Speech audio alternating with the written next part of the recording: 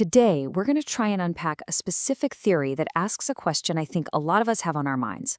Why does everything feel so, well, weird right now? So let's dive into one really compelling idea that tries to make sense of it all. You've probably felt it, right? There's just this tension in the air, a kind of cultural shift that's really hard to put your finger on. Is it all just because of social media? Is it politics? Well, the source material we're digging into today offers pretty unique and honestly a pretty provocative explanation. All right, so here's our game plan. We'll start with that general feeling of weirdness, then explore this core theory of two poles. We're also going to look at a specific, tragic event that the source claims was a huge catalyst. After that, we'll see how the source defines the left versus the right, look at its critique of a certain ideology, and finally, get into what it calls the messy correction. Okay, first up, let's just tackle that feeling head on. The common wisdom is that we're all just becoming more and more polarized. But the source we're looking at today asks, is that really the whole story? This is the explanation we hear constantly, right? That social media algorithms are just funneling us into these ideological corners, creating echo chambers where we only hear what we already believe, which, of course, makes us more hostile to the other side. And look, it's a powerful idea, for sure. But is it the only thing going on? So this brings us to the absolute core argument of the source material, which offers a different take. The idea here is that it's not really about society splitting apart, but more about a fundamental shift in the balance of cultural power. Now, this is where it gets really interesting. Instead of seeing two equal sides drifting apart, this theory argues that for a very long time, one pole, the left, was culturally dominant. The weirdness we're feeling now, well, that's supposedly the friction that's created when the other pole, the right, starts pushing back and demanding to be heard. So the big idea here is that this isn't some brand new fight. According to the source, the right was often just silenced with labels like racist or bigot. But what this theory claims is that those labels aren't working like they used to, and that's leading to this very public and, very uncomfortable power shift. Every theory needs its evidence, right? And this one points to a single, tragic event that it claims was like a global wake-up call, suddenly revealing this hidden dynamic for everyone to see. That event was the murder of the British MP, Sir David Amess. But, according to this theory, it wasn't just the terrible event itself that caused a seismic shift, it was the online reaction to it, specifically from certain segments of the left.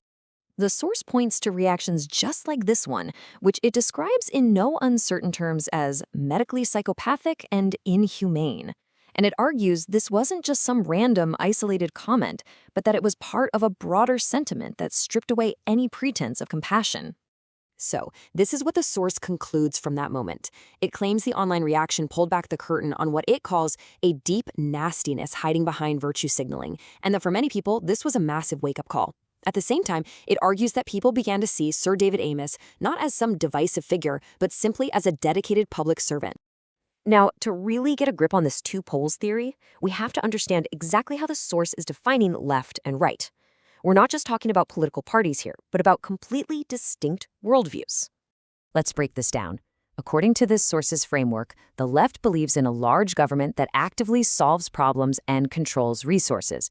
The right, on the other hand, wants a small government that basically just acts as an umpire and protector, believing that free markets are the best way to create wealth. And then socially, the source frames the left as prioritizing the man-made state with a more agnostic worldview, while the right wants a return to more traditional moral standards. This brings us to the next major point in the source's argument.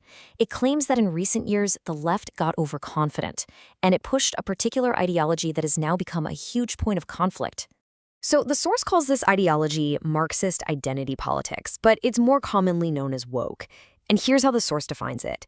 It's the idea that your primary identity isn't your individual character, but the group you belong to, your race, gender, and so on, which then slots you into a framework of either being an oppressor or being oppressed. To back up this critique, the source cites the psychiatrist Dr. Ian McGilchrist. He calls this oppressor-oppressed framework disrespectful, untrue, and ultimately disempowering for the very people it claims to be helping.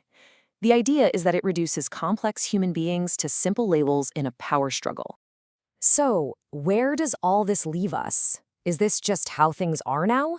Well, in this last section, we'll look at the source's surprisingly optimistic, though still cautious, take on what might be next. Here's the main takeaway, according to the source. It doesn't see all this tension as the end of society. Instead, it frames these weird times we're in as a messy but badly needed correction. Yeah, it's an uncomfortable process, but it's one that this theory believes will eventually lead to a better, more balanced future. But there is a big warning attached here. The source points out a paradox, that the very tolerance of Western culture has allowed these divisive ideologies to grow and attack the very system that let them flourish in the first place. So this correction it talks about, well, it's not a guaranteed success. And all that leaves us with one final thought. What we've looked at today is one compelling theory of a cultural correction. It's one way of trying to make sense of this strange and tense moment we're all living through. So the question to you is, what does this period of change actually feel like from your perspective?